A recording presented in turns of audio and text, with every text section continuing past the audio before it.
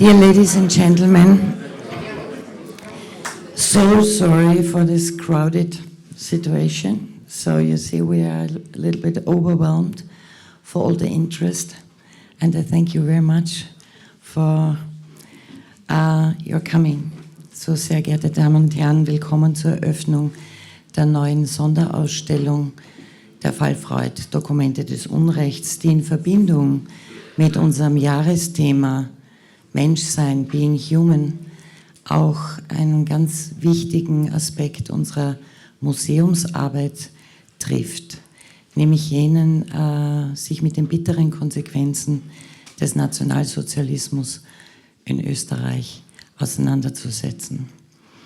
Und wenn wir das auch meist in einem Akt des sich Erinnerns tun, so wie das natürlich auch in diesem Fall bei der Ausstellung, der neuen Sonderausstellung der Fall ist, so ist es doch die Intention, einen Blick in die Zukunft zu werfen. Es heißt, man kann von der Geschichte nicht lernen. Und die heutige Weltenlage scheint das auch zu bestätigen. Aber wir hoffen doch, dass es den Blick schärft für zukünftige und auch gegenwärtige Entwicklungen.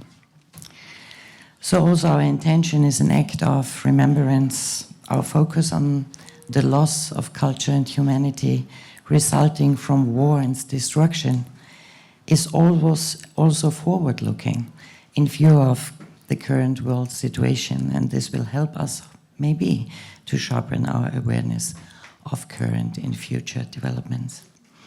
Über die Inhalte der Ausstellung werden die Kuratorinnen Daniela, Finzi und Johanna Frei im Anschluss noch eingehen. Unser innigster Dank gilt aber besonders heute den Nachkommen der Familie von Sigmund Freuds Schwestern Pauline, Maria, Adolfine und Rosa, die, wie Sie wissen, in Treblinka, in Theresienstadt, umgekommen sind. Und die Familienmitglieder haben mit ihrem Wissen und mit besonderen Leihgaben diesen Ausstellungsprojekt eigentlich erst zu dem gemacht, was es ist. And our deepest gratitude goes to the descendants of Freud's sisters, Pauline, Maria, Adolfine und Rosa. And your support, dear family members, in the form of knowledge and very special loans, made the exhibition possible in the first place. Und ich darf Roger Waldinger aus den USA ganz herzlich begrüßen, der heute Abend zur Eröffnung über seine Urgroßmutter Pauline Winternitz sprechen wird und ihm und auch den Familienmitgliedern aus Israel und aus Dänemark danken für die großzügigen Schenkungen, die sie gestern und heute unser Museumsarchiv haben zukommen lassen.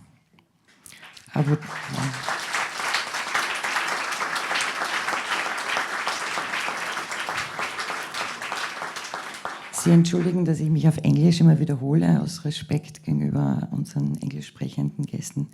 I would not like to warmly welcome Roger Waldinger from the United States, who will speaking about his great-grandmother, Pauline Winternitz. And I would like to thank you very much for all the gifts and donations you gave to us and also the family members from Israel, London and Denmark. Really wonderful documents and photographs we received yesterday and today. So many family members, a total up to 20, traveled here for the exhibition opening. And I would like to ask you all to join me in welcoming them again at Berggasse 19.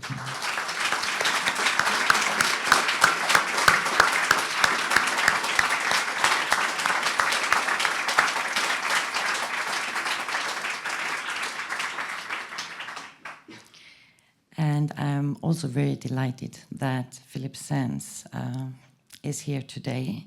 So he will speaking to us about Treblinka, and you know him from his wonderful publications.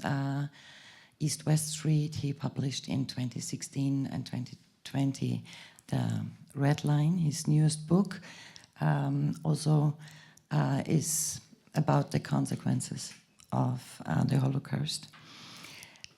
but not so close to the fates of his grandmother and your family members in Vienna.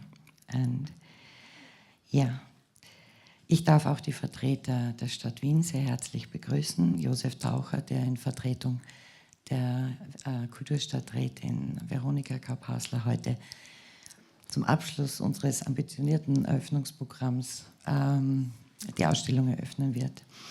Und ganz zum Schluss lassen Sie mich noch weiteren Institutionen ganz kurz danken. Ich halte mich heute sehr kurz und Personen.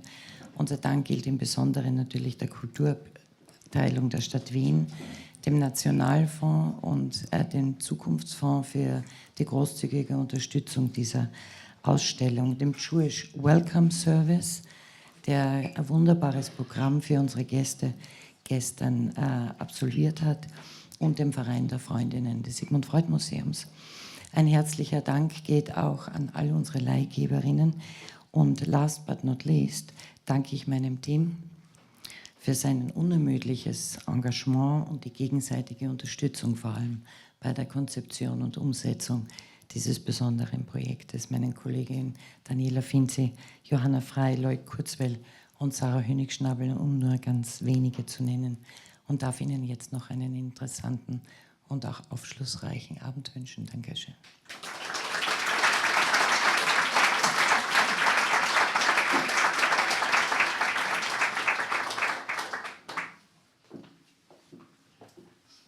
Ja, guten Abend. Das war jetzt unser Stichwort. Die Danksagungen, bevor Johanna und ich wirklich in aller Kürze ein paar kuratorische Erwägungen und die Inhalte und die Quellen der Ausstellung vorstellen, möchte ich in unser beider Name herzlichen Dank aussprechen an die externe Expertise, die wissenschaftliche Expertise, die uns unterstützt hat für die Erarbeitung dieser Ausstellung. Wir bedanken uns bei den HistorikerInnen Michaela Ragan-Blesch, Harald Wendelin, Oliver Radkolb, und wir bedanken uns auch bei jenen Akteurinnen, die die 5. Sektion Nachkriegsösterreich mit ihrer Expertise in Form von Videointerviews unterstützen, nämlich Franz Stefan Meißel, Elisabeth Branin und erneut Harald Wendelin. Ja, und mein ganz besonderer Dank gebührt an dieser Stelle, Monika hat ihn schon erwähnt, Roger Waldinger, Soziologe und Migrationswissenschaftler, mit dem in den letzten 1,25 Jahren ein sehr, sehr reger und fruchtbarer, inspirierender Austausch zu den Quellen, zur Interpretation der Quellen via E-Mail stattgefunden hat. Und es ist wunderbar, dass Sie jetzt hier sind. Ja.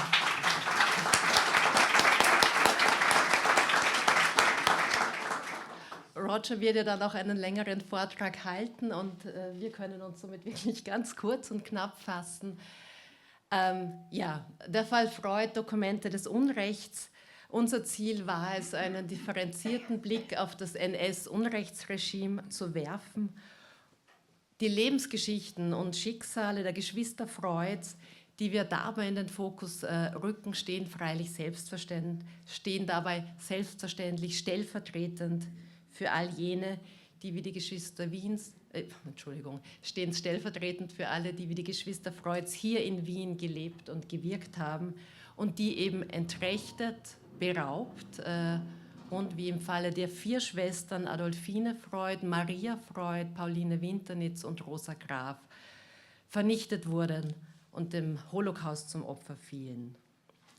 Das heißt, ihr Ende, ihre Ermordung in NS-Vernichtungslagern unterscheidet sich nicht von Millionen anderer, aber was das Besondere bei den Geschwistern Freuds ist, und das hat mit dem weltberühmten Familiennamen zu tun, ist, dass wir über umfangreichste Dokumentationen über die Geschwister Freuds verfügen, Dokumentationen, die sich zum Teil hier in unserem Archiv im Sigmund Freud Museum, aber eben auch, und das betrifft vor allem die Familienbriefe der Großfamilie Freud, Briefe, die zwischen London, Wien und New York gewechselt wurden, die sich in der sogenannten Library of Congress, in der Kongressbibliothek in Washington, D.C. befinden. Ganz kurz noch zu diesen Dokumenten. Diese Dokumente haben eben die Quellen Das Material für diese Ausstellung dargestellt. Es sind Dokumente, die von Täterseite erstellt wurden. Zum einen handelt es sich dabei, und ich spreche jetzt von den Dokumenten, die sich hier im Archiv befinden, handelt es sich um Dokumente, die schon in Mitte der 1980er Jahre dem Museum übergeben wurden und die aus der Kanzlei von Erich Führer stammten. Erich Führer war jener NS-Rechtsanwalt, der das Vermögen von Alexander Freud, dem jüngeren Bruder Sigmund Freuds, und der 4 Schwestern verwaltete. Es sind tausende Belege, Bescheinigungen, Rechnungen, Geschäftsbriefe, Dokumente jeglicher Art, die in unserem Archiv verfügbar sind. Und das ist das Großartige und das hat uns wahnsinnig geholfen im Zuge der Ausstellungserarbeitung. Diese Dokumente, dank der Arbeit unseres Teams in Bibliothek und Archiv, liegen mittlerweile auch digital erschlossen vor. Das heißt, Sie können all diese Dokumente, wovon wirklich nur ein Bruchteil in der Ausstellung zu sehen ist, auch in unserem digitalen Archiv auf unserer Homepage einsehen. Das ist ein sehr, sehr umfangreicher Bestand, der eben über die rechtlichen und wirtschaftspolitischen Abläufe Aufschluss gibt. Vor wenigen Jahren, eben 2022, kam noch ein anderer, viel kleinerer, aber wirklich auch sehr, sehr bedeutsamer Bestand ans Haus. Wir konnten ein Konvolut ankaufen, das von der Großnichte Anton Sauerwalds dem Museum angeboten wurde. Anton Sauerwald war der NS-Kommissar, der kommissarische Verwalter, der für die Auslöschung bzw. Liquidation der psychoanalytischen Einrichtungen in Wien zuständig war, damit auch für die Liquidation des internationalen psychoanalytischen Verlags von Freuds. Darunter befinden sich Originalbriefe, Dokumente über die Liquidation des Verlags, aber auch, und das ist für uns als Museum, als entkernten Erinnerungsort besonders wichtig, ausführliche, minutiöse Listen, Auflistungen, was dieses Interieur, das einst hier war, ausgemacht hat. All das ist unten in den Ausstellungsräumen dann zu sehen. Ja, all diese Dokumente machen das Erleben und was mit den Menschen damals passiert ist, aber noch nicht richtig fassbar. Umso wichtiger ist eben auch für die Ausstellung die Ergänzung mit sogenannten Ego-Dokumenten, also Briefen, die sich in der Library of Congress befinden. Und da kam es eben, wie schon gesagt, zu einem ganz intensiven Austausch von Materialien mit Roger Waldinger, der mit Hilfe einer Research Assistant sämtliche Bestände im großen Stil durchscannen ließ und wir Zugriff über Quellen zu Quellen hatten, die in der Form eigentlich noch kaum jemals wirklich so bearbeitet wurden. Ja, so viel zu den Quellen. Unser kuratorisches Konzept sah dann vor, dass wir diese Quellen, diese Dokumente in eine Art begehbares Archiv überführen. Im Zuge der Preview ist schon der Begriff des Pop-up-Archivs gefallen. Sie werden das dann unten sehen. Wir haben Zimmer im Zimmer gebaut, haben diese Dokumente an die Wände in vergrößerter Form, aber auch die Originaldokumente präsentiert und haben diese Sektionen aber auch nach den Wohnadressen der ehemaligen Familienmitglieder angeordnet. Das sind Wohnadressen, die einst Stätten der Geborgenheit, der Geselligkeit des Zuhauses waren und dann aber zu Sammelwohnungen umfunktioniert wurden. Es gibt insgesamt 5 Sektionen. In der ersten Sektion beleuchten wir die Berggasse, beleuchten wir die Familie Freud, aber auch die Entwicklung des Verlags und zeigen eben, wie sehr im Falle Freuds die Beraubung hinter den Kulissen erfolgt ist, dass Freud auf Marie Bonaparte für die Begleichung der Reichsfluchtsteuer zurückgreifen musste, hat damit zu tun, dass sein Privatvermögen gänzlich für die Begleichung der offenen Schulden des Verlags herangezogen wurde. In der zweiten Sektion widmen wir uns Alexander Freud, dem jüngeren Bruder, einem sehr erfolgreichen, sehr auch vermögenden Geschäftsmann, Verleger, Herausgeber des Allgemeinen Tarifanzeigers. Ihm war es möglich, aber eben nur möglich, Wien zu verlassen, nachdem er im Mai 1938 sein gesamtes Vermögen in treuhändische Verwahrung an den besagten NS-Anwalt Erich Führer übergeben hatte. Wie es mit seinen Möbeln und seinem Besitz weitergegangen ist, wird dann auch in der letzten Sektion, in der 5. Sektion, wieder aufgegriffen. Und damit darf ich an dich übergeben. Dankeschön. Ich darf jetzt ins Englische wechseln, um kurz über das Schicksal der Schwestern zu sprechen. In this exhibition we also wanted to tell the story of the sisters of Sigmund Freud, who could not emigrate from Vienna and were murdered in the Holocaust. Their story needs to be told on both a personal level and a historical level, because what happened to them happened to thousands of other Jewish people here in Vienna. Thrown out of their living spaces, they had to move in the former apartment of Alexander Freud. Then they had to accept the fact that the city decided that this apartment became a forcibly shared apartment, in German a so-called Sammelwohnung, and an apartment that once housed one family housed now more than 20 people. Being of the age between 78 and 82, they were once again forced to move out of the apartment of Alexander Freud and move into one of the last Jewish nursing homes at Seegasse 9, which is very close to the Sigmund Freud Museum nowadays. At the Jewish nursing home Rosa Graf, one of the sisters had to witness the deportation of her sisters Pauline, Maria and Adolfine to Theresienstadt. Rosa herself was deported to Theresienstadt 1 month later. Adolfine Freud died just a few weeks after her arrival at Theresienstadt. At the end of September 1942, Pauline, Maria and Rosa were deported to Treblinka, where they were murdered as well. The remaining family, tried to reach the sisters via mail for years and years after that. And only in 1946, the first news about the sisters' fate got out, and the family learned of their death.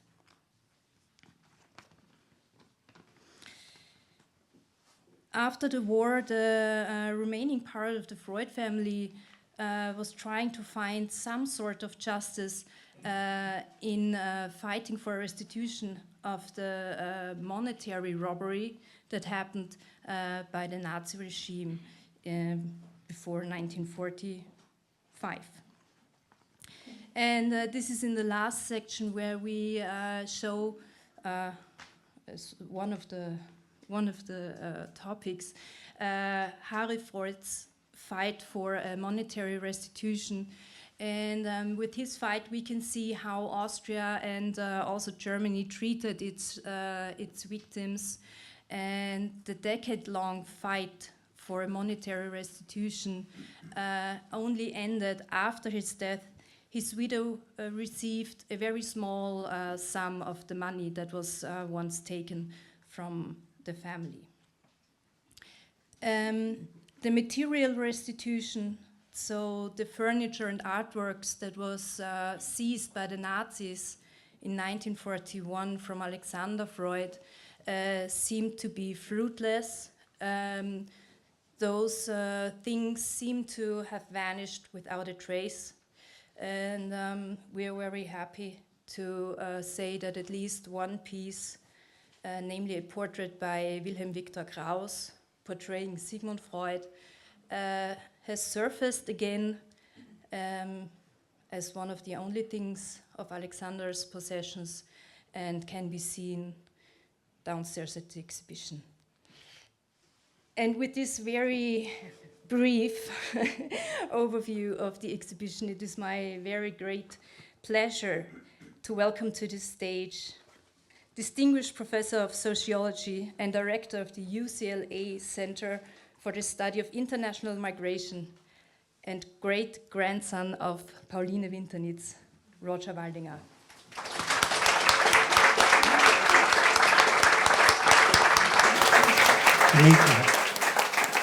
Is it on? Okay, great.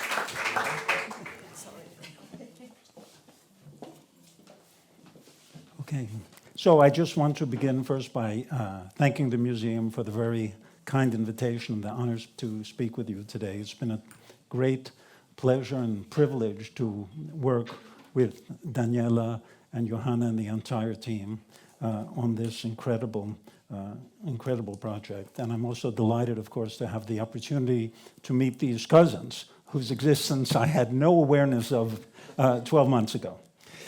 So, the advent of the Anschluss unleashed an orgy of anti-Semitic violence, convincing many Austrian Jews that they had only one option: flight.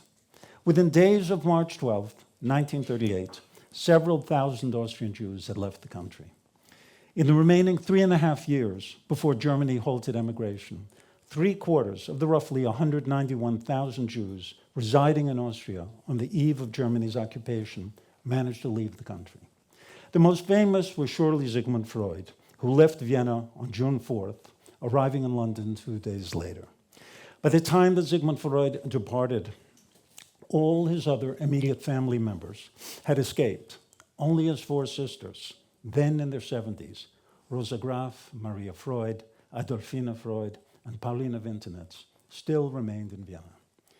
For decades, the brothers had provided material support for their sisters, 3 of whom, Rosa, Maria, and Paulina, were long wedded, one of whom, Adolfina, had never married.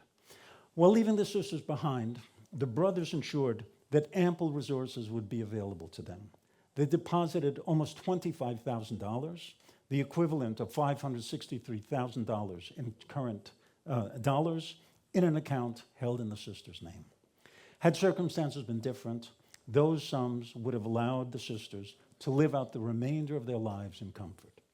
Circumstances, however, took a course that neither the brothers nor anyone else could have anticipated. By 1940, the sisters' account had been emptied. By the end of summer 1942, the sisters were deported to Theresienstadt. By the end of that year, they had all died, one of sickness and exhaustion at Theresienstadt, the other 3 murdered at Treblinka. After communication with the sisters ceased in 1942, their fate was a mystery to the members of the extended Freud family living abroad in safety. When the Nuremberg trials called on Samuel Reisman, a Treblinka survivor, the world discovered some portion of the truth. A train arrived in Vienna. I was standing on the platform when the passengers left the car. An elderly woman came up to Kurt Franz, the camp commander, took out a document, and said that she was the sister of Sigmund Freud.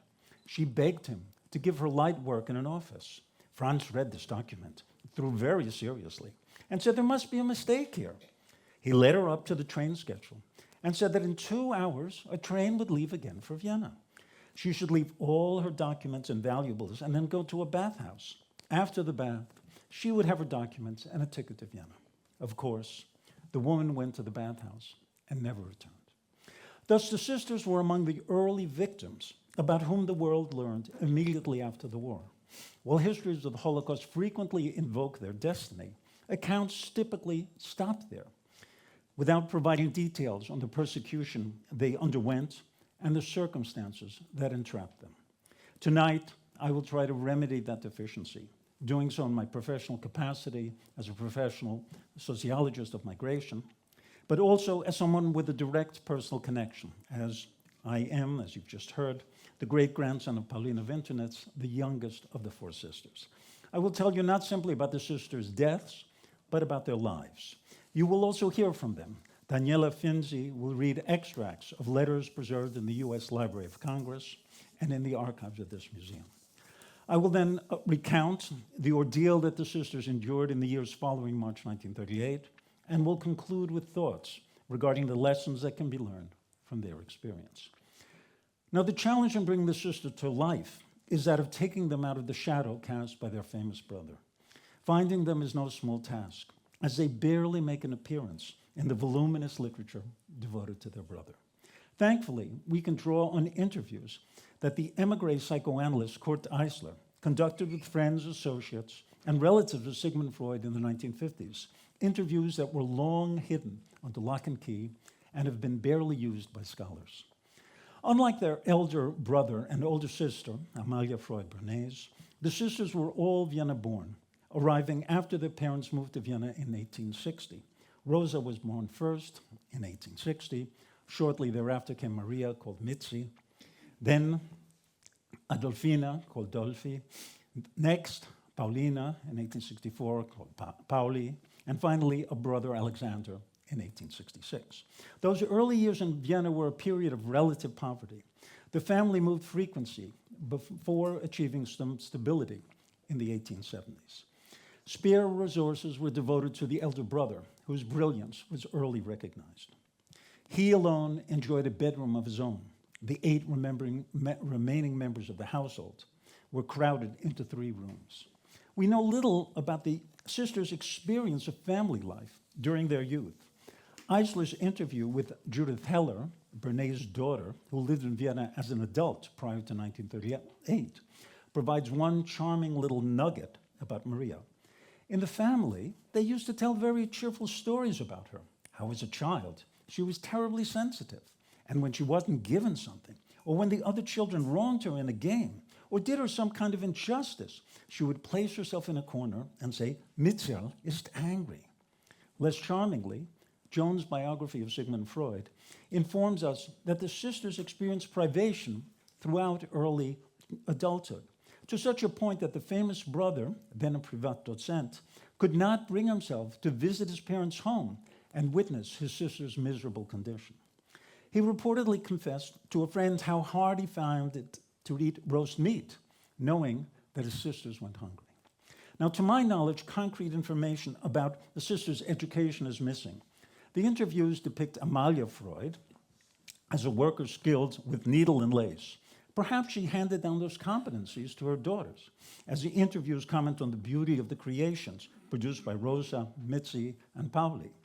In 1884, Emanuel Freud, the son of Jakob Freud's first wife, invited Rosa to England, where she stayed for a year. Part of the time was spent in a museum in Kensington, where she may have had some formal schooling in decorative arts. Pauli seems to have received vocational training in Vienna, and Maria some bookkeeping skills. In the mid-1880s, she spent a year in Paris working as a maid. 3 of the 4 sisters, Rosa, Maria, and Pauli, married.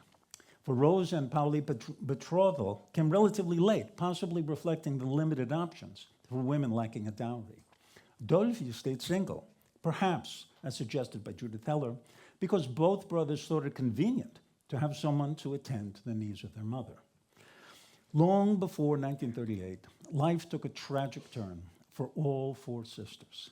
Described in one of the interviews as, quote, an extremely temperamental woman, pampered, headstrong, and somewhat haughty, Rosa was a highly cultivated person with a keenly developed aesthetic sensibility. A memoir by a family member described her as a person of infallible taste. At age 36, Rosa married Heinrich Graf, a highly respected and wealthy lawyer. A first calamity struck during the couple's honeymoon, when an ear infection severely damaged Rosa's hearing. Well, some moments of happiness followed. A son, Hermann, was born in 1897, and a daughter, Cecily, shortly thereafter. Further misfortune arrived in 1908, when Heinrich died at the age of 56. During World War I, Hermann, then in gymnasium, enlisted in the army as a volunteer, only to die shortly thereafter on the Italian front. In the early 1920s, Cecily, who had spent her childhood and adolescence in close company with Anna Freud, committed suicide.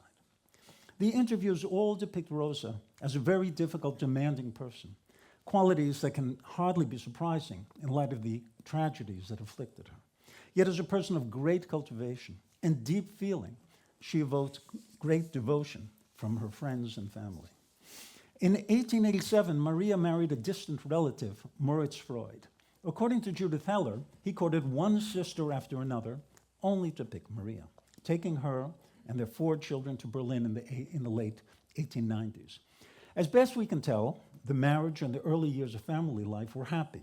Looking back, Judith Heller told Eisler that Aunt Mitzi was so warm-hearted. She was a very clever, witty, and intelligent person. Humanly speaking, we liked her the most. She was the least petty, the least demanding. I think she was much happier and more content in her marriage and with her children than Rosa was. Nonetheless, tragedy could not be evaded. Moritz Freud's once successful business ran aground after World War I. He died shortly thereafter, leaving Maria in perilous financial condition. Her third daughter, a brilliant author and illustrator of children's books, committed suicide in 1930, following the suicide of her husband. Left behind was a young daughter, Angela, who escaped to Palestine in 1939, herself later giving birth to 3 children, who are here in the audience today. Maria's fourth child, a son, died in a freak drowning accident at the age of 18. After 1933, Maria returned to Vienna, sharing an apartment with her unmarried sister, Dolphy. Never married, Dolphy spent the great majority of her life attending to her parents, especially her long-lived mother, at whose death Dolphy was already an old woman. Heller depicts Dolphy's life in especially negative terms. In a memoir prepared for the Eisler archive, my grandfather, Ernst Waldinger, Pauli's son-in-law, provides a somewhat more affectionate portrayal. And Dolphy, who effectively ran the household, was naturally very devoted to her mother. It was said she had remained unmarried out of loyalty to her. Still, she often experienced life as an unbearable form of slavery, against which she rebelled with considerable hysteria. Overall, she seemed to have come to terms with her fate, helped by a healthy dose of humor and a remarkably developed sense of self-irony. When invited to sit down, she would often respond, "Thank you, I've been sitting long enough already." At the age of 30, Pauli, still unmarried, was tapped to take her 2 nieces to America. The girls had been left behind in Vienna when her mother, Anna Bernays, crossed the Atlantic to follow her husband to New York. Not wanting to provide Anna with free household help, Pauli struck out on her own, setting up a needleworking school for the children of other Austrian immigrants in New York. About to abandon New York for Vienna, Pauli met the German-speaking immigrant from Moravia, whom she soon married. While a girl, who later became my grandmother, soon followed, the calamitous pattern could not be averted, as in 1900, Pauli's husband died from an attack of pneumonia acquired 2 days earlier. With a daughter, Pauli then returned to Vienna and the familial home. Never remarrying, she spent the rest of her life dependent on the material support of her brothers. The brothers seem to have felt deeply responsible for the fate of the sisters. The uncle always said, recounted Alexander's son, Harry Freud, when interviewed by Eisler, that the family is like a book. The thin pages, that is the sisters, must be supported by the covers, that is the brothers. Dependency, of course, is not a formula for success, as Harry Freud also commented. The most striking thing about the whole aunt story was the constant friction and dissatisfaction. They actually liked each other when they didn't live together. But they couldn't live together, and they were always dissatisfied and jealous of each other. But it would be wrong to see the sisters as simply burdensome. The siblings remained a unit, bonded by lasting ties of affection, as suggested by this portrait drawn by my grandfather. Every Sunday, there were family gatherings at grandmother's house at Gymnasiumstrasse. Grandmother sat in the sun-drenched room with flowers on the table. And there was usually an extremely cozy atmosphere during these gatherings, unless the sisters' ailments were being discussed, which led to very spirited interjections. Alexander, his wife Sophie, and their son Harry were almost never absent. Sigmund usually came as well, often Anna, Mathilde Hollacher and her husband, of course Rosa, my mother-in-law, and my own family. Sigmund always brought flowers. Ziggy, as grandmother called him, would exchange a few words with her, then sit in a small study and discuss some issue concerning family matters, or he would talk about politics. And Rosa, who was hard of hearing, spoke in an overly loud, almost screeching voice, and fished for bits of conversation with her electric hearing device, moving from group to group. These Sunday gatherings continued after the mother's death, shifting to the very building where we now sit. Sigmund's sickness and increasing speech difficulties led to the elder brother becoming a somewhat more remote participant. It all came to a crashing halt with the events of March 1938, when Sigmund and Alexander fled into exile. Well, the fate of the sisters with their brother's preoccupying worry bothering the old one, just as it does me, as Alexander reassured Rosa in late 1938. The sisters were left to face the new brutal realities on their own. Let us now hear from them. Now, the archives in the Library of Congress contain letters that the sisters addressed to their relatives abroad. Alexander, first in England and then Canada, Harry Freud moving between England and the United States, and Pauli's daughter Rosie in New York. Well, the letters contained in the archive appear to be a small fraction of the correspondence across the Atlantic. They are a crucial resource. They recount the sisters' experience during these terrible times, and they shed light on their personalities, as well as the strength and warmth of the relationships that were strained, but not broken by separation. So I'll now turn the podium over to Daniela Finzi, who will read the letters in the original German.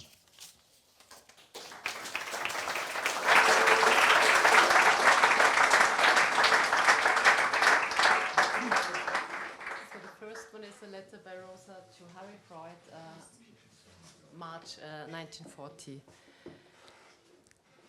Ich habe dir lange nicht geschrieben. 2 Karten, ein Brief, gestern wieder eine Karte sind inzwischen von dir eingetroffen. Letztere vom 16. Dezember 1939. Du magst dir vorstellen, wie wenig befriedigend diese Korrespondenz ist. Und ich zweifle nicht, dass es dir nicht viel besser geht, wenn du von mir Briefe hast. Nur Wort, wenig Inhalt, am allerwenigsten Berichte. Ich gerate immer tiefer in eine Depression, die von mir ganz Besitz nimmt, wohl im Zusammenhang mit der Aussichtslosigkeit, jemals wieder Olli zu begegnen, sie meint Oliver Freud, ihren Lieblingsneffen, und mit dem Bewusstsein, dass es für mich kaum anders wird, kann ich mich nicht mehr aufrecht halten. Wir sind schon ganz ohne Freunde, S. da meint sie wohl Sauerwald, Anton Sauerwald, musste fort. Die wenigen anderen sind mit ihren Wegen so beschäftigt, dass sie praktisch schon verloren sind. Der Winter war lang und ungewöhnlich streng. Den Frühling wird man bald vor den Fenstern merken, trotzdem noch viel Schnee, nicht mehr schneeweiß, auf den Straßen liegt. Mehr lässt sich nicht von hier sagen, und wie in eine Oase flüchte ich in deinen Brief, der von Leben klingt, aber weitaus nicht erschöpfend genug ist, meine zärtliche Neugierde zu befriedigen. The next one is a letter from Marie Freud to Alexander, February 18, 1939. Mein geliebter Alexander, danke dir sehr für deine lieben Zeilen. Kannst dir denken, wie ich auf eine Nachricht aus Prag gewartet habe und wie ich mich gefreut hätte? Nun, da ich die Gewissheit habe, dass es nicht sein kann, muss ich mich in das Unvermeidliche fügen. Wir meinen, dass sie hier auf den Umstand anspielt, dass es keine Emigration für sie geben wird, dass es zu spät ist. Und deine lieben Zeilen, die ersten, die ich von dir erhalte, machen es mir jetzt möglich, zu all meinem Kummer noch dies aufzuladen. Meine guten Kinder hatten nicht den Mut, mir das zu schreiben, und wie recht hatten sie, meine Sorgen Interpreten anzuvertrauen. Mir bleibt nichts erspart, hat schon jemand vor mir gesagt. Nun weiß ich auch nicht, was ich den Eltern wünschen soll. Here she refers to Lily and Arnold Mallet. Ich wäre ja schon zufrieden, sie bei ihrem Sohne zu wissen. Sie leiden ja gewiss beide Kinder fort. This is when Angela has already been sent to Palestine. Die arme Grete, bald 2 Jahre in K in Kopenhagen, hungert mit dem Jungen. Nun, ich möchte dich mit meinen Angelegenheiten nicht weiter behelligen. Dich und Sofal umarme ich innigst und bin in Liebe, deine alte Schwester Mitzi. The next one is Adolfine to Alexander, February the 10th, 1939. Am 26.01. habe ich von Alex eine Karte erhalten, dass er von seiner Krankheit ganz erholt, dass die beiden Frauen sich sehr geplagt und das Einzige, was er von der Krankheit hatte, die großen Ärzterechnungen waren.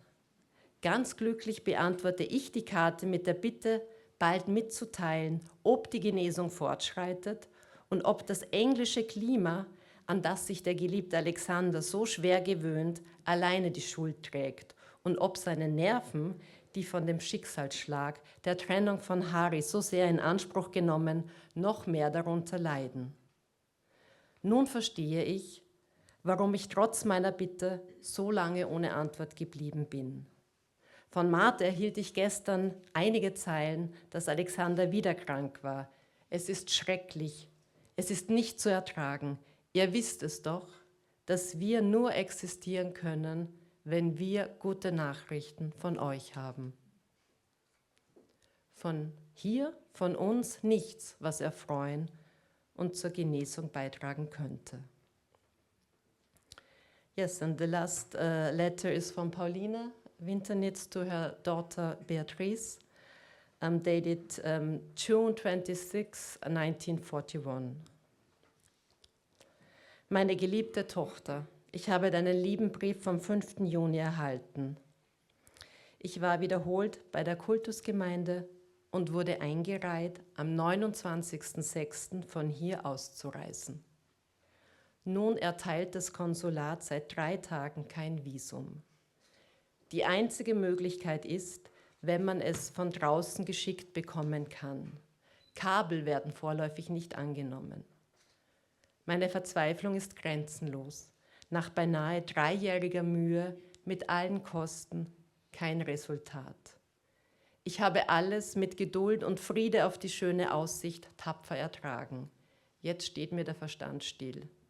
Ich weiß nicht mehr, was ich machen soll und wäre tief Unglück, wenn kein Ausweg ist. Vielleicht wisst ihr, meine Lieben, noch einen Weg, das Ziel zu erreichen. Ich wollte, ich hätte mich an eure Fußstapfen gehalten und wäre gleichzeitig mit euch hinaus.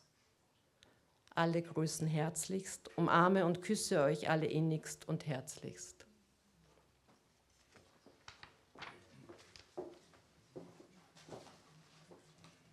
So, Rosie, the daughter whom Pauli addressed this letter, was the last member of the extended Freud family to leave Vienna, doing so in late August 1938. With their departure, the sisters were left alone. Was it inevitable that they would find themselves trapped in Vienna and be sent to the camps? Following the relatives into exile would have required the sisters to surmount a twofold challenge: immigrating from Austria and immigrating to some country willing to accept Jews as refugees. Both challenges were daunting.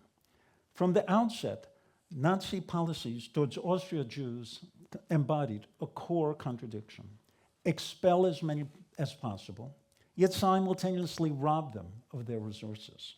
To emigrate, Jews had to pay punitive taxes. Only once taxes were paid could a passport be obtained.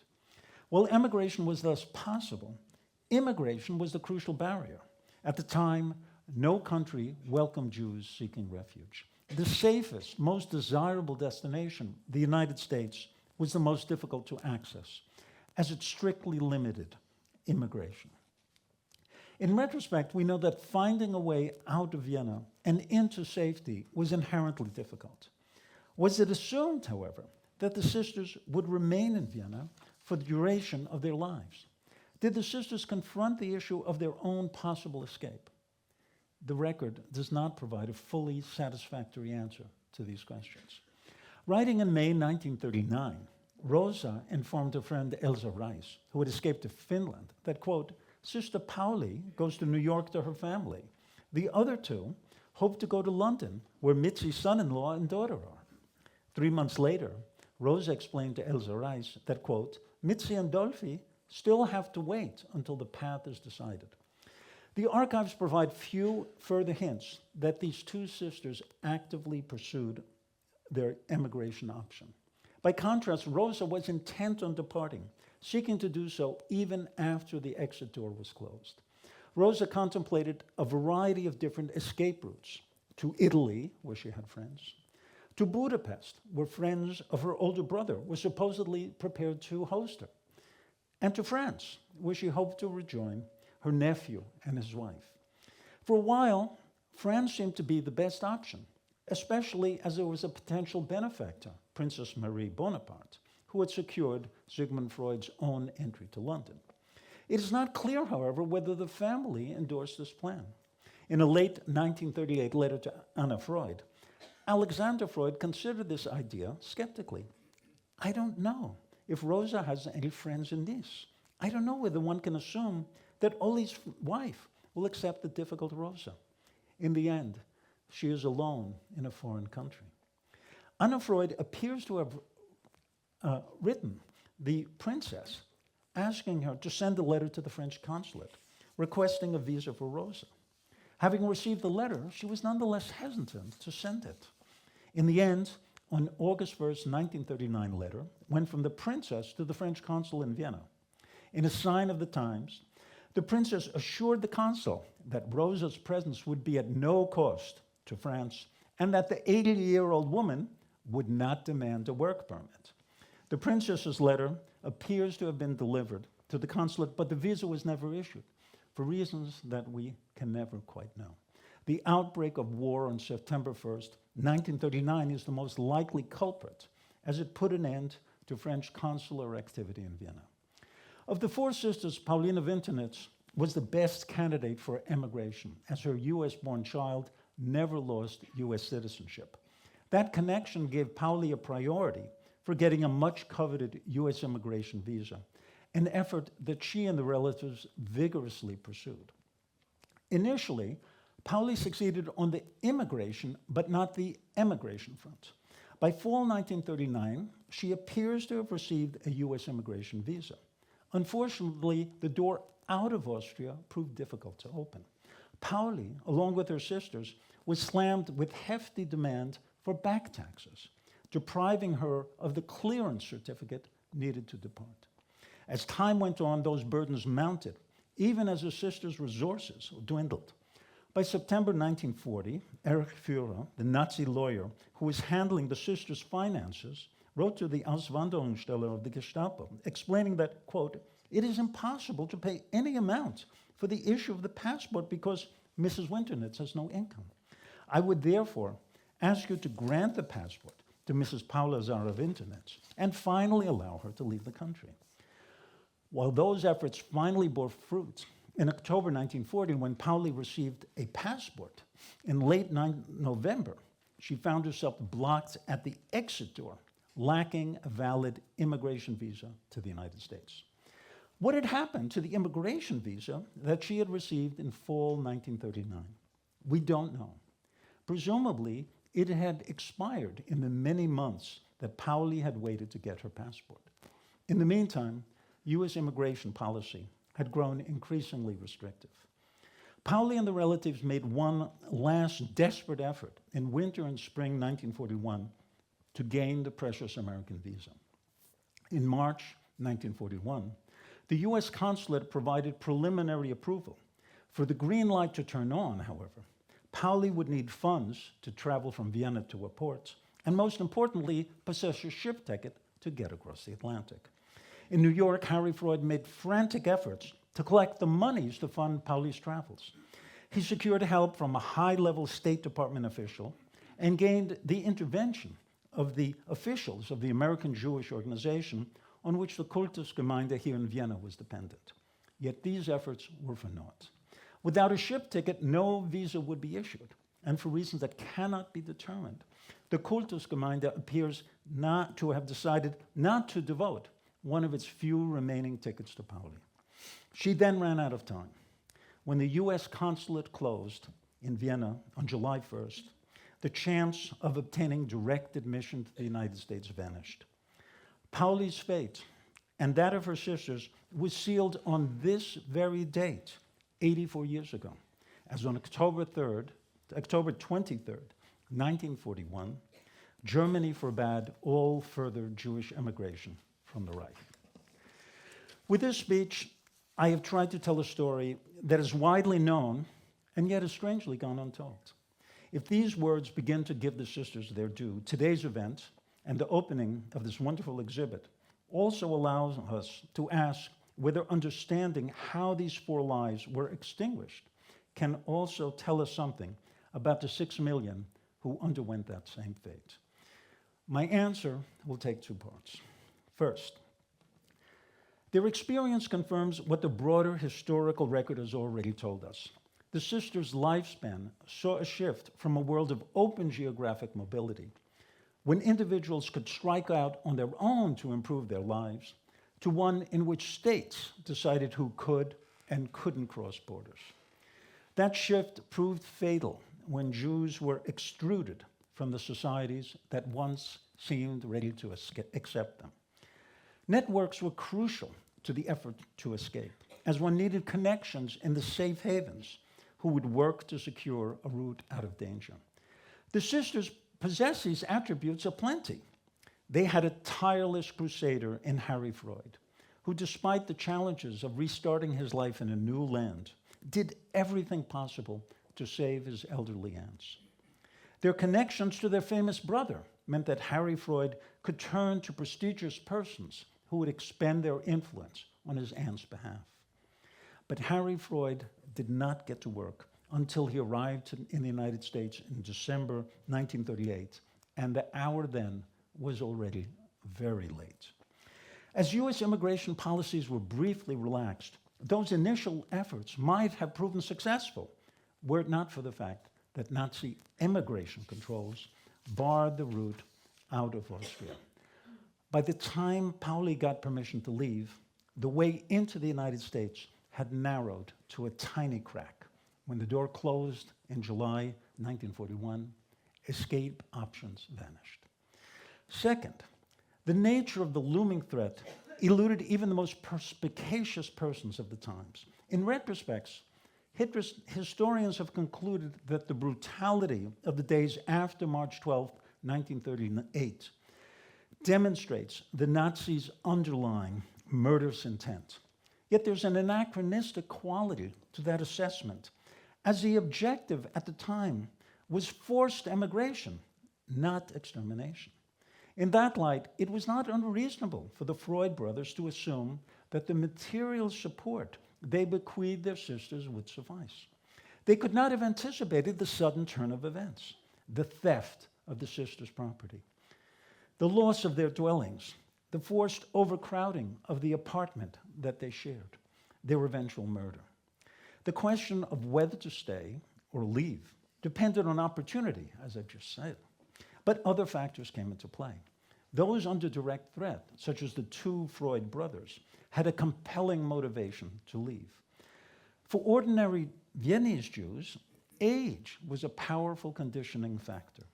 The young were more confident that they could withstand the rigors of migration and that they would enjoy the time needed to rebuild their lives. Since everyone could not or would not leave, the decision to depart frequently required a readiness to leave loved ones behind. For the sisters, all these factors proved disabling. As elderly persons who had been cosseted for decades, they were unlikely candidates for the adversities entailed in immigration. Moreover, by staying in Vienna, they at least had one another and their remaining friends, as opposed to a lonely existence in a strange place of exile. Third, while background conditions of age and sex helped keep the sisters in place, would we be right in concluding that fully rational considerations explain why they remained? To use a vocabulary that didn't exist at the time, is it instead possible that the ageism and sexism of the other family members closed off opportunities that a different outlook might have exploited? Unfortunately, it's difficult to fully determine what the sisters wanted or how they saw their situation. However, we do know that Pauli dearly wanted to leave. She seems to have done everything in her power to make departure possible and was not ready to give up, even when told that the cause was hopeless. Rosa was also intent on finding a way out of Vienna, knocking on possible doors until after it was too late. Moreover, she seems to have been possessed by extraordinary life force and determination, as indicated by her heroic efforts to save her possessions, even when confined to the old age home in the Seegasse, from which she would eventually be deported. Given her age, her hard of hearing condition, and her apparently difficult temperament, the relatives whose help she would have needed understandably saw Rosa as ill-suited for the rigors of emigration. But given her indomitable spirit, it seems reasonable to think that they were wrong. Fourth, the sisters' experience possibly provides insight into how one could withstand the degradations inflicted upon Vienna's Jews. While the sisters were robbed of their material possessions and forced to endure unimaginable deprivation, the evidence suggests that they managed to retain at least some of their dignity and self-esteem. From 1939 on, the sisters were compelled to add Zara to their middle names. The measure was meant to inflict humiliation, but Rosa resisted that indignity. I said to Pauli, Rosa wrote to Alexander Freud, you have to add Zara to Pauli. I argued that in England, Zara, with the H added, is a very respectable and fashionable name, and so it should be considered here too. And that same resistance to being ground down may have infused her conviction that the fame associated with her brother's name would save her. As that belief was confirmed numerous times by the friends interviewed years after Rosa's death, we have every reason to believe that she behaved at the Treblinka railway platform exactly as reported in the Nuremberg trials. That this elderly, beaten down woman insisted on being treated like a human being, even at the moment of her death, is one more reason to remember the long ignored sisters of Sigmund Freud beyond their connection to this eminently important man. Thank you very much.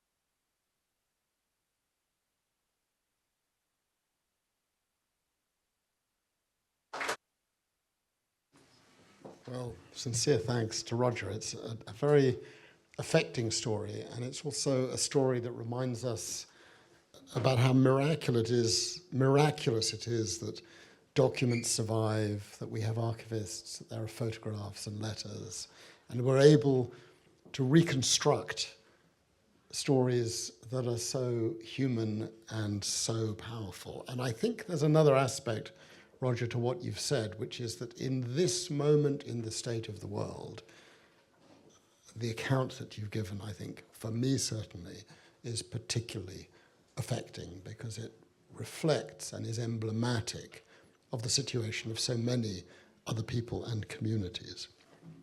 So I'm Philippe, and why am I standing before you? I am not a Freud, but I do have quite a few connections with Freud's. I send warm greetings to you from my dear friend Esther Freud, who is the daughter of Lucien, and also from George Lowenstein Freud, who is the son of Sophie Freud, who I'll say a little bit more about in due course.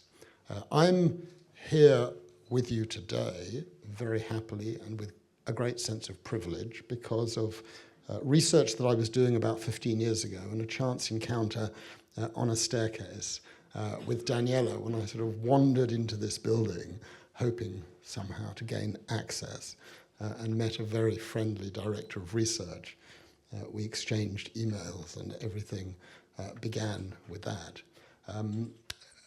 My encounter and the reason for being here is as follows. In April 2010, I received an invitation to give a lecture at the University of Lviv, which is today in Austria, in Ukraine. Got to be very careful. At least I didn't say Russia.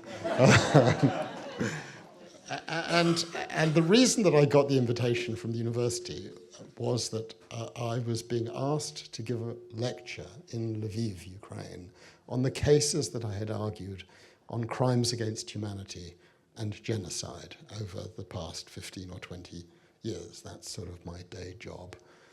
And I accepted, not because I had a burning desire to give a lecture on that subject, but because I made the connection between Lviv, Lvov, Lvov, and Lemberg. And Lemberg happened to be the place where my grandfather, Leon Buchholz, was born in 1904. And so I thought I would go to Lviv, give a lecture, but actually what was really important for me was to find the house where my grandfather was born, because he never talked to me or my brother or anyone else that we knew of about his life in Lemberg or what happened subsequently. And so accepting the invitation had a number of consequences. I would chance across the fact that the inventor of the concept of crimes against humanity in international law, which is focused on the protection of the individual, was a certain Hirsch Lauterpacht, who happened to be the father of my first teacher of international law at Cambridge University, Elie Lauterpacht, and that he had also originated in Lemberg, right around from Lemberg, and had then come to Vienna to do his doctorate here with Hans Kelsen. And the folks in Lviv had no idea that Lauterpacht and the origins of the crimes against humanity idea could be traced to this outpost of the Austro-Hungarian Empire. And then I discovered, almost even more miraculously, that the man who invented the concept of genocide, Raphael Lemkin, had also attended the same university in Lemberg, Lwów, as it then was. He was a little after Lauterpacht. And Lemkin's theories in life were to focus not on the protection of individuals, but on the protection of groups. And there is a fundamental tension in the work between Lauterpacht and Lemkin, and in the ideas of, do we protect human beings as individuals or as groups? And in fact, one of the consequences of the publication of my book East-West Street, and I suppose it is a connection with this building and this museum and this house, is I get an awful lot of invitations from institutions of psychoanalysis, psychiatry and psychology to talk about the relationship between the individual and the group in law as it relates to these other areas. Anyway, I embarked on writing a book about these two men, Lauterpacht and Lemkin, but also my grandfather. And I had very little information about my grandfather. Perhaps, as with many other people in this room, when you are the descendant, I don't know how it was for you, Roger, but when you are the descendant of people who've been through extraordinary trauma, and this is replicated in my experiences in Yugoslavia and Rwanda and Sudan, and it will be replicated in Ukraine and in Israel and in Gaza. It's almost a universal theme, is a silence descends for the people who have survived the horror. And so I had to go about discovering what had actually happened to my grandfather, because he'd never talked about it. And it took several years, and I won't bore you with the totalities of the story, but in a nutshell, he left Lemberg in 1914 when, irony of ironies, history goes round and round, Russia occupied the city. And he came to Vienna. And I'd always thought of him as a sort of Viennese bloke, and indeed he was for me a Viennese bloke, because this was where he lived, got married in 1937, had a child, my mother, born auspiciously on July the 19th, 1938, not a great time to be born as a Jewish child. And then, some of you will know from reading the book, the family managed to escape, but not together. My grandfather went first in January 1939. My mother followed in July 1939, but how? That was a great mystery. She was, I would discover, taken to the Westbahnhof with her cousin, 12-year-old Herta Gruber, who at the train station refused to be separated from her mother. And 2 years later, she would perish in the ghetto at Lodz in one of Walter Rauff's mobile gas vans. So these stories are very personal. My grandmother stayed until the day before the doors shut in October 1941. She had a tip-off and she had help. I describe it in the book. So your account is immensely connected for me. I learned things about my grandfather that I had never known. I'm often asked, what are my regrets in life? And I think the answer that I give most frequently is that my greatest regret is that I never asked my grandfather, what was your mother like? It was too painful. We knew it was going to be too painful. So my brother and I would never ask that. But I became interested in his mother. I began to unearth ancestral records in bits and pieces. Her name was Amalia Flashner when she was born, just outside Lemberg in a small town called Zhilkiev, with unbelievable coincidence on the very same street as Hirsch Lauterpacht, whose son would be my teacher, and I would share this news with Ellie 30 years after we had become very, very close, on a street called Lemberger Straße, which the great writer Josef wrote called East-West Street, hence the title of the book.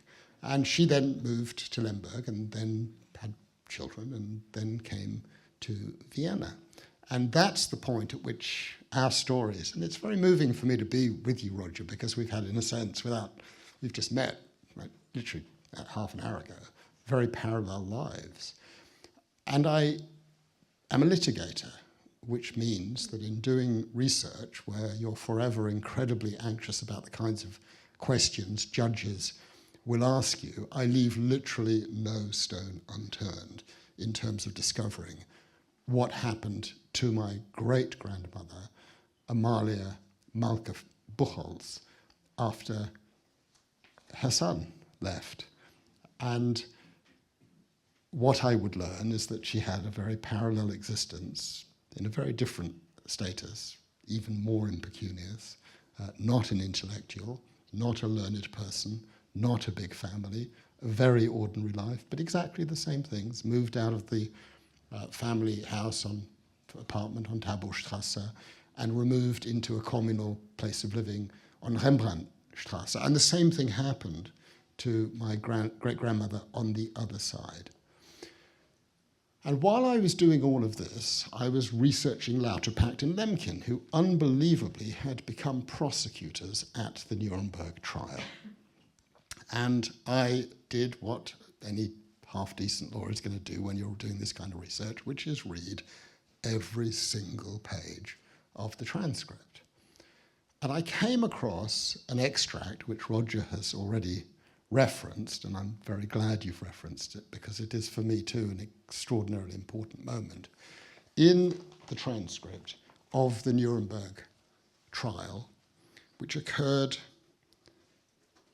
in 1946 on the 27th of February, when a Soviet prosecutor put questions to a witness who was one of apparently only 6 people to survive the killings at Treblinka.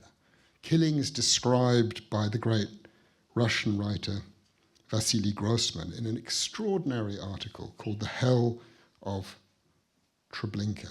He got there in September 1944, so 2 years after the period that Roger described. We tread the earth of Treblinka, he wrote, casting up fragments of bone, teeth, sheets of paper, clothes, things of all kinds. The earth does not want to keep secrets. And 2 years later, we had the trial at Nuremberg, and the Soviet prosecutor, Councillor Smirnov, put it in the following way.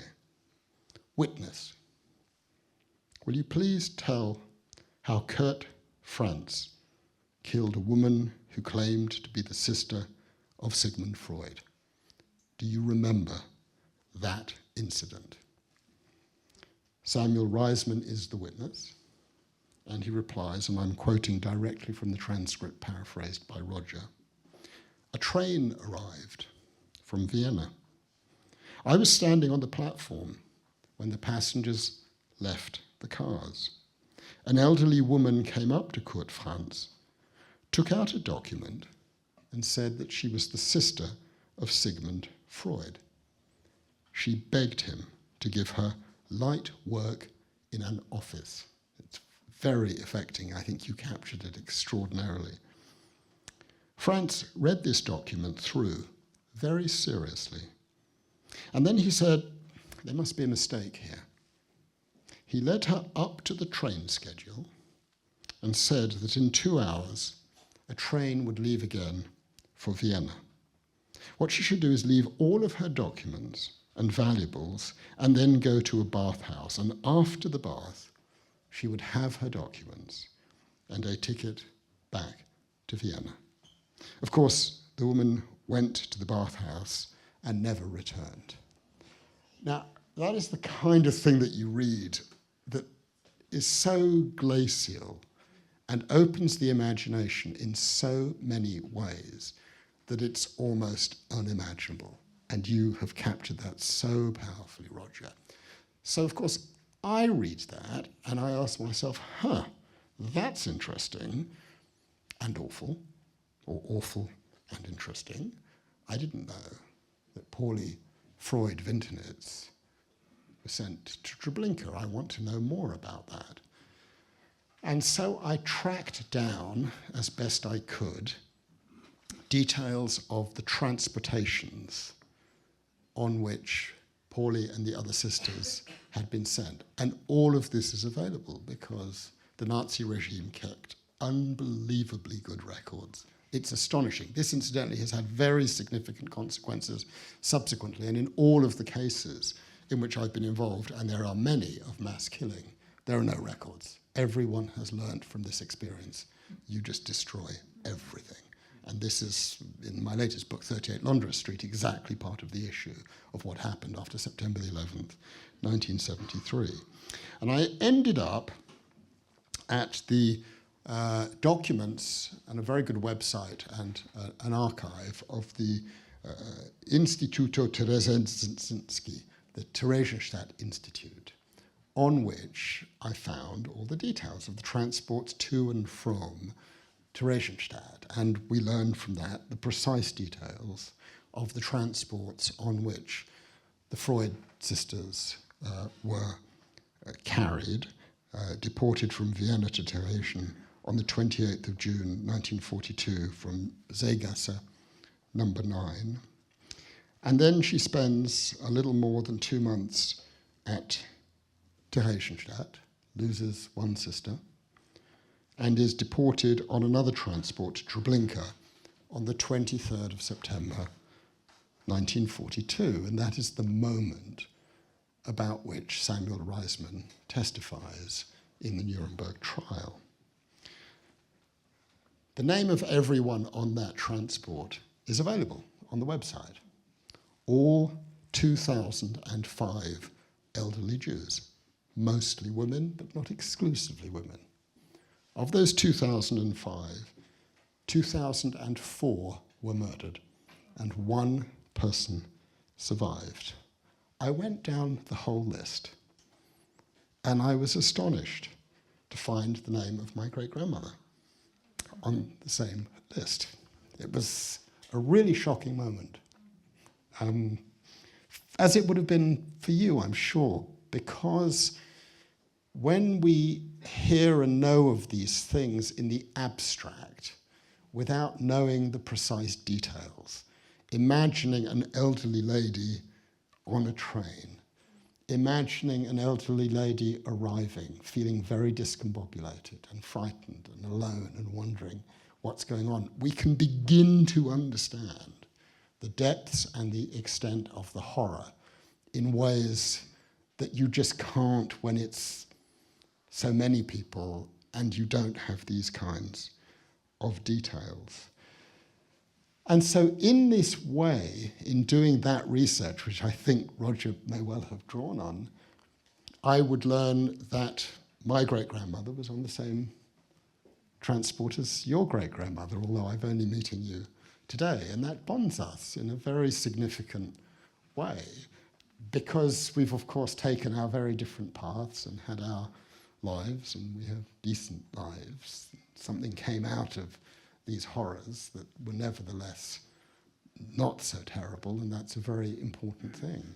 And in this way, therefore, I was able to begin to understand, as you understood, the details of what had happened to my grandfather's beloved mother, a fact about which he never wanted to talk, and incidentally about which he never learned. He knew roughly, he learned in the 80s she may have been sent to Treblinka, but he never knew the details, and I'm not sure that he wanted to know the details. So discovering those points of connection, and in particular the connection with this extraordinary city of Vienna, is personally very, very important to me. And the connections, in a sense, with this house have continued subsequently. I'm going to turn, because we've been quite heavy, to a slightly lighter account to focus in a different way on the long-term consequences of these tales.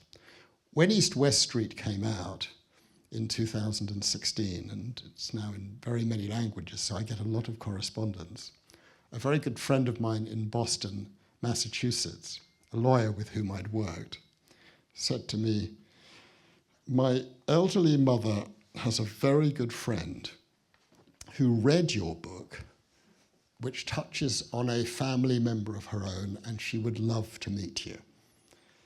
So I get a lot of requests from elderly Jewish ladies wanting to talk about my books, and I love elderly Jewish ladies because they remind me of my grandmother or of other people. But I've got a sort of limit as to quite how much I can take. So I said, "Andrew, that's really lovely of you, but I'm sated, I've done my bit." And he said, "You know what? I think this one you're going to want to meet." I said, "Why is that, Andrew?" I said, "Because her name is Sophie Freud, and she is, or she says she is, the favourite granddaughter of Sigmund. And of course, there is a magic in the Freud name. And Andrew was absolutely right. And so I duly trundled off to Lincoln, Massachusetts, for my first of many encounters with Sophie Freud. And I will never forget the first meeting, because it lasted about 5.5 hours, and her stories, I don't know whether you ever encountered her, were absolutely extraordinary. From being a child who, on the Sunday salons for the family in this very building, as she put it to me, was the only one who would be taken up to the study of her beloved grandfather, who would spend half an hour with her, she says, every Sunday, and talk to her. I learned her views on her grandfather's work, and she loved her grandfather, but, to quote her, she thought most of his theories were, quote, a pile of crap, end of quote. She herself was a very distinguished behavioral psychologist. And the stories just poured out and poured out and poured out. And eventually, at a certain moment, I said to her, "This is a wonderful house." She lived in the woods in Lincoln, Massachusetts, and with beautiful views all the way around the house of the woods. I said, "This is a wonderful house. How long have you lived here for?" She said, "Oh, I moved here with my husband. We were very happy here together until he found another lady. And then we divided the house in half. And he lived over on that side with her, and I lived on the other side." Oh, I said, that must have been a little delicate. Sort of British understatement. And she said, "Well, it was fine. We sort of all got on." But then she said, at a certain point, it became completely intolerable. And so I decided I would go to London and move in with my aunt, Anna. "Oh," I said, "on Mesfield Gardens, round the corner from where I live in London." She said, "Yes, absolutely." And she said, an amazing thing happened. We fell in love, and we had an affair. I kid you not, okay? So I, at this point, am trying sort of to keep a straight face. It's the last year of Anna's life. She looked after her, but she was insistent that it wasn't just a niece looking after her aunt. There was more to the relationship than that. This is the Freuds, one might say. And I was so astonished by the whole conversation that I said to her, could I come back next week and could we reprise the entire conversation and could I record it with a serious recording equipment? She said, absolutely. And so we went through exactly the same conversation about a week and a half later with a serious podcast crew, a couple of people who came up with good recording equipment. So I've got it all online. She did not depart from the story that she has said at all. And then I finished my teaching at Harvard and I went back to London. And then an email arrived. And the email was from Sophie and it said, Dear Philippe, that was absolutely wonderful to spend that time with you twice. What a bonus, she said. And I have something to announce. I've fallen in love with you. And so in this way, as I told my wife, I had acquired a 95-year-old girlfriend and I was finally on the cusp of joining the Freud family. My wife absolutely did not believe a word of it. But a few months later, when I was away, and we share computers, she was on mine and saw the emails coming in, and saw a number of emails coming in from Sophie, at now age 96, with hearts and roses and all sorts of things. And so I've got this extraordinary correspondence with Sophie Freud, which makes, in a sense, the legacy of the horrors that happened here a little lighter than it might otherwise have been. It's an incredible privilege to be here in this building. And just to finally close on an experience I had a couple of evenings ago. My relationship with Austria, for obvious reasons, has been a complex one. I come here very often. I have many wonderful friends here, and I sort of love coming here, but there is a darkness to the past which I found difficult to escape completely. And part of the reason, I think, for that was that I've laboured under the impression that somehow Austria, perhaps certainly in the further past, has not been quite as effective as Germany in engaging fully with what happened. It has changed. I'm aware that it has changed. But 2 days ago, I left my hotel on the Schottenring and I walked to dinner with a friend, the historian Philippe. And I love walking in this city. It's an extraordinary city to walk in. And I was just wandering through the streets and I came to a little park by the National Bank and I encountered a monument that I had no idea it existed. It was astonishing. No one had ever told me about these walls with the names of every single person who had been deported, killed.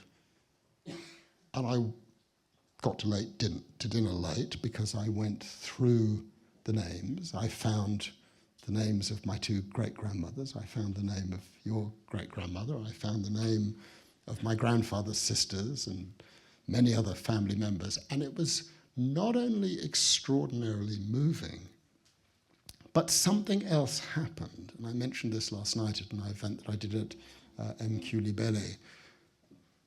In an instant, it was like a sort of epiphany.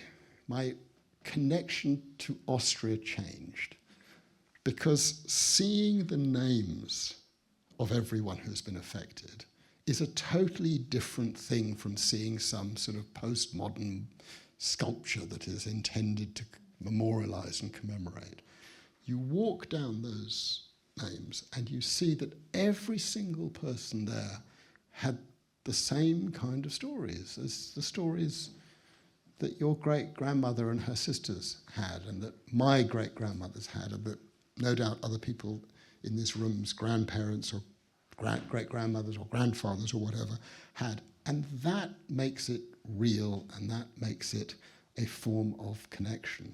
And so I end with an expression of deep appreciation to Monika and Daniela and Johanna and all of the colleagues at this extraordinary museum, because it is these tiny points of detail, even 80 or so years later, that are so vital in reminding us that these were not faceless humans.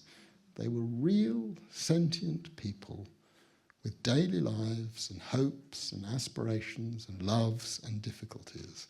And that park, which I urge you to go and see, I was astonished. I've been back already a second time. In a sense, is a moment of coming of age and moving into another place. So I thank you very much, and it's a real privilege to be here with you.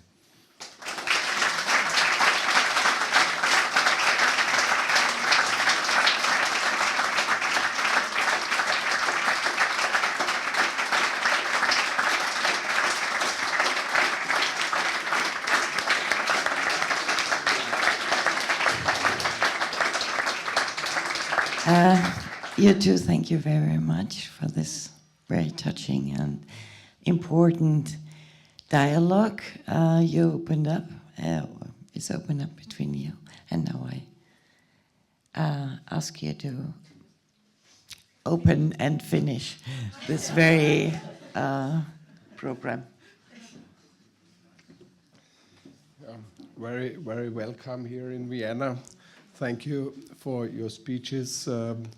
I'm really touched, and it's hard to speak after you because these locals are so important for remembering in Vienna.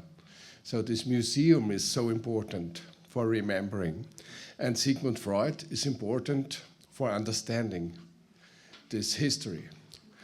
Someone of you said, we cannot learn out of history. And as I was a boy in the school, I always thought the same. I thought, why is it written on the history book, learn from history? What should we learn from war and killing people, from the Romans? So I couldn't understand when I was 15, 16. But when I was 17, I got my first book from Sigmund Freud, and I began to read, and I thought, oh, it's very, very interesting what's going on in our soul and what's going on in our mind, and it opened a new space for me of thinking. So, and this was, and when I was 17, I decided to go to Vienna. I'm coming from Styria.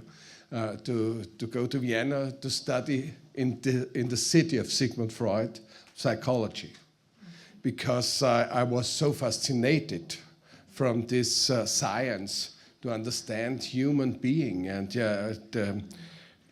how the soul is working, and how our history, our individual history, our group history, our cultural history is living in us, is in our soul, and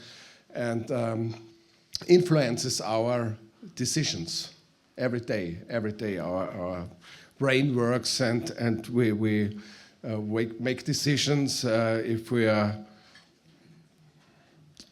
fine, if we are happy, if we are angry, if we like somebody or not. So, and I'm happy to be here in this city because it's great, and the Jewish people 120 years, 150 years ago were so pregnant for this, so important for this city, for the development and the science of this city. And we find the traces everywhere in our city, in Vienna.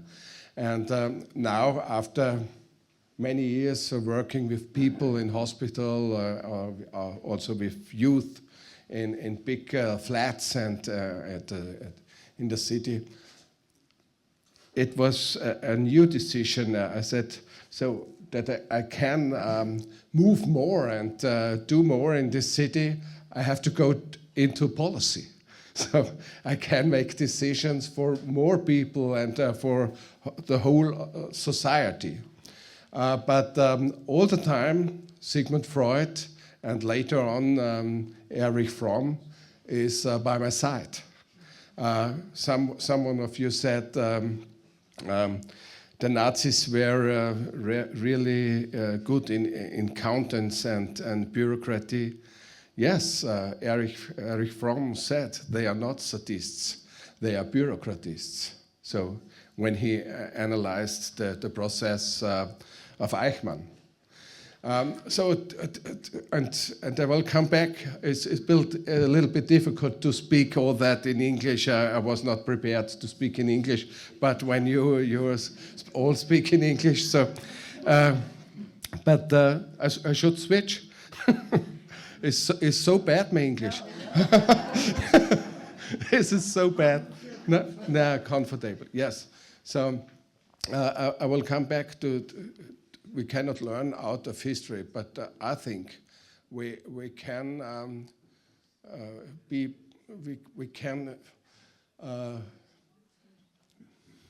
look after. We can look to that we understand a little bit from the history, and such moments like this here, when we are touched in the soul and in the heart. You brought the stories so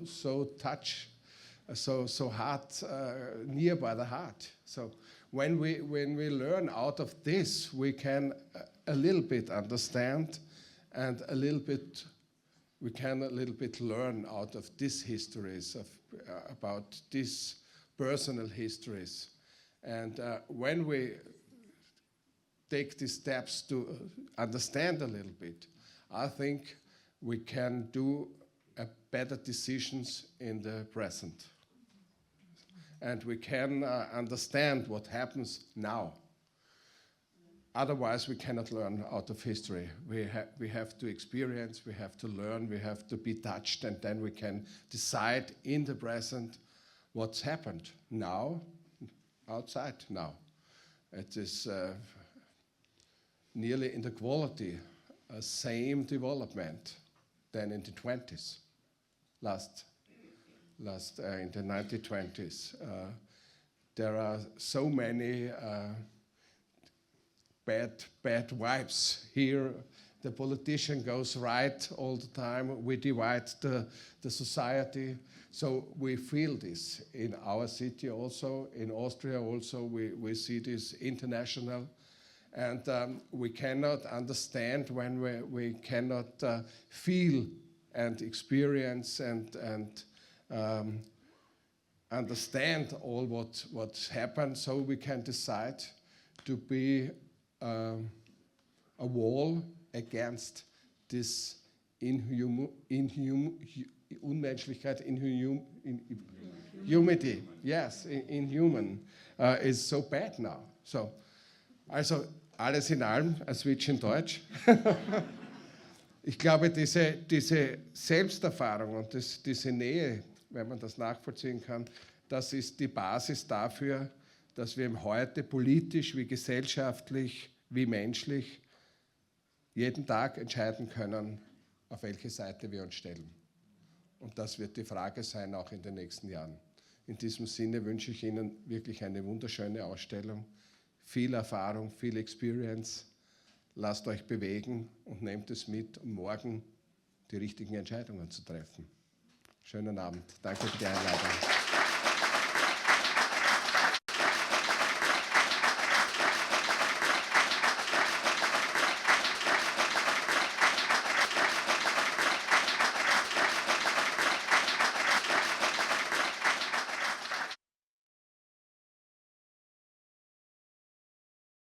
Thank you very much. Die Ausstellung ist eröffnet.